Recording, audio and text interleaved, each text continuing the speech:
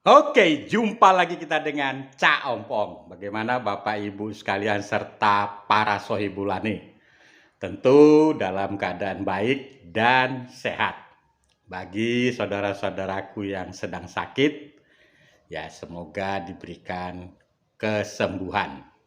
Oke, hasil Rakernas Partai Nasdem itu menelurkan 3 bakal calon presiden, yaitu Anies Baswedan, Ganjar Pranowo, dan Pak Andika Perkasa. Ya, jadi 3. Dan ketiganya itu bukan orang atau dari Partai Nasdem. Oke, setelah beberapa waktu yang lalu, Partai Nasdem mencapreskan seorang Anies Baswedan. Nah, jadi orang bukan Partai Nasdem tapi dicapreskan oleh Nasdem. Pertanyaannya kenapa kok bukan Ganjar? Karena Ganjar jelas-jelas belum mendapat dalam tanda kutip izin dari PDIP. Oke. Pencapresan seorang Anies, apa artinya? Kalau kita coba memahami Bang Surya Paloh ya dari Partai Nasdem.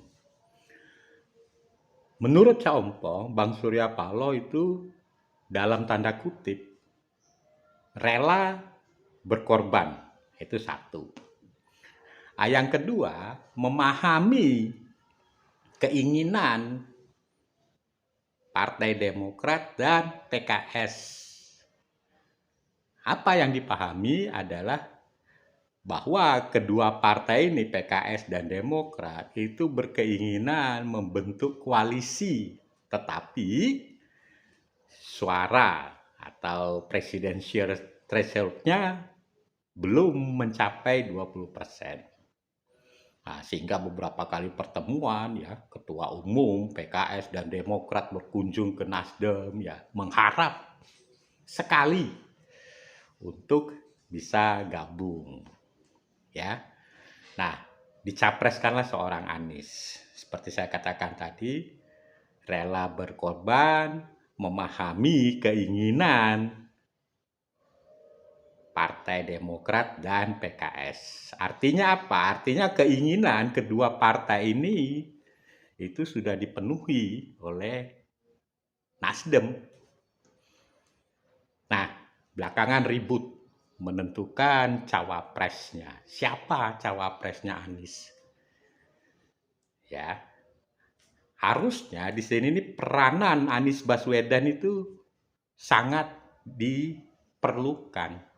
Dalam artian memberikan pemahaman kepada partai PKS dan Demokrat bahwa dengan ditunjuknya saya sebagai capres itu artinya Nasdem dalam posisi mengalah dan mengikuti keinginan PKS dan Demokrat.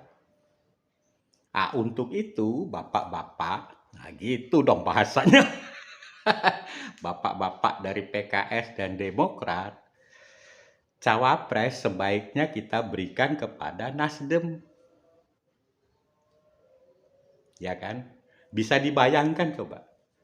Kalau misalkan cawapresnya dari Demokrat, apa yang untung buat Nasdem? Tidak ada.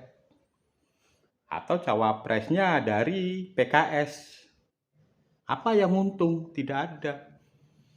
Bahkan sudah Aniesnya sendiri orang PKS, ditambah lagi cawapresnya orang PKS. Ruginya double-doublean itu. Ya kan? Belum sampai pendeklarasian koalisi saja, posisi Nasdem itu sudah rugi. Ya, jadi kalau menurut saya di sini ini perlu kelapangan dada dan jangan rakus.